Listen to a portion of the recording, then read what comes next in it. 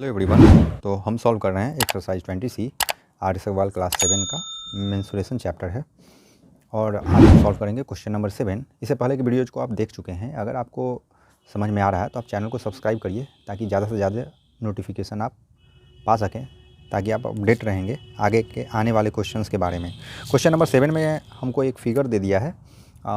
ये figure draw होगा और इस फिगर में आपको पता है ABCD एक पैरेललोग्राम है जिसमें बेस आपको 15 सेंटीमीटर दिया गया है और हाइट जो है ये D और इसको हम L कर दे रहे हैं, DL 4 सेंटीमीटर है।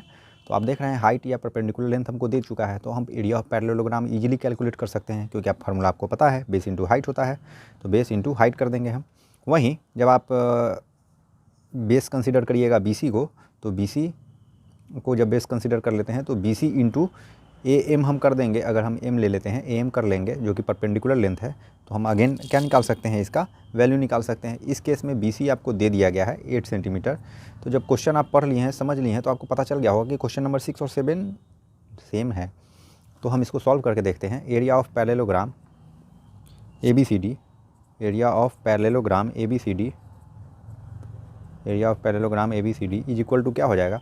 पहली बार आप बेस किसको कंसिडर कर लीजिए, AB को, AB बेस हो गया, इंटू हाइट, हाइट किसको कंसिडर करेंगे, DL को।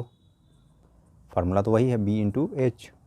वैल्यू डालिए, वैल्यू कितना है 15 इंटू 4 सेंटीमीटर स्क्वायर हो जाएगा, दैट इज़ 60 सेंटीमीटर स्क्वायर हो जाएगा। तो एरिया ऑफ पैरेललोग्राम तो आपको पता चल गया।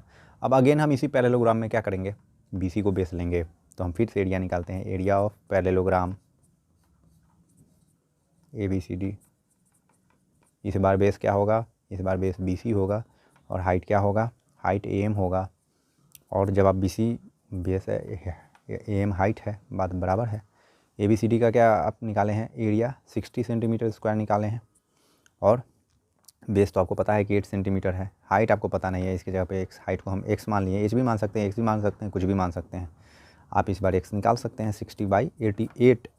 जब आप इसको कट करेंगे तो आपको पता है कट करने के बाद क्या आएगा, 8 7 जा 56, 8 5 जा 40। ये रहा क्वेश्चन नंबर 7 का आंसर। देख सकते हैं कितनी आसानी से यह क्वेश्चन सॉल्व हुआ है। और सो वीडियो को, चैनल को सब्सक्राइब करें। अब हम क्वेश्चन नंबर 8 को सॉल्व करेंगे। क्वेश्चन नंबर 8 काफ़ी सिंपल क्वेश्चन है।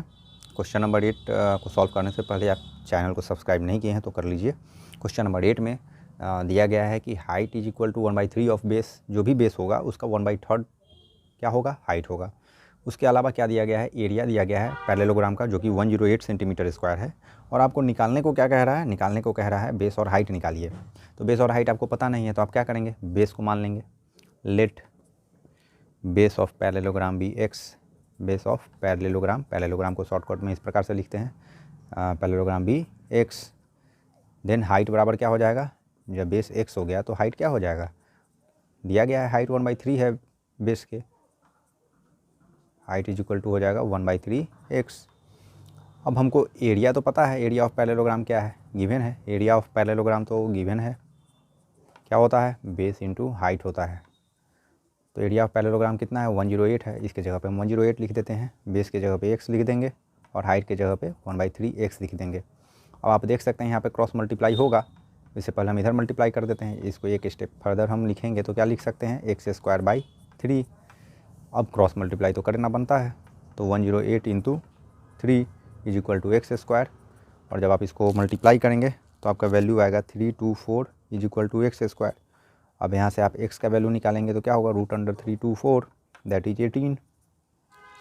अब जब 18 आ गया तो बेस का वैल्यू आपको पता चल गया, बेस इज इक्वल टू क्या हो गया, 18 हो गया, 18 सेंटीमीटर। और हाइट क्या हो जाएगा, हाइट हो गया आपका 1/3 इंटू बेस है, 1/3 इंटू बेस है, तो 1/3 इंटू 18 दैट इज 6 सेंटीमीटर। तो ये तो था क्वेश्चन नंबर 8 जिसको हम लोग काफ़ी आसानी से सॉल्व किए हैं।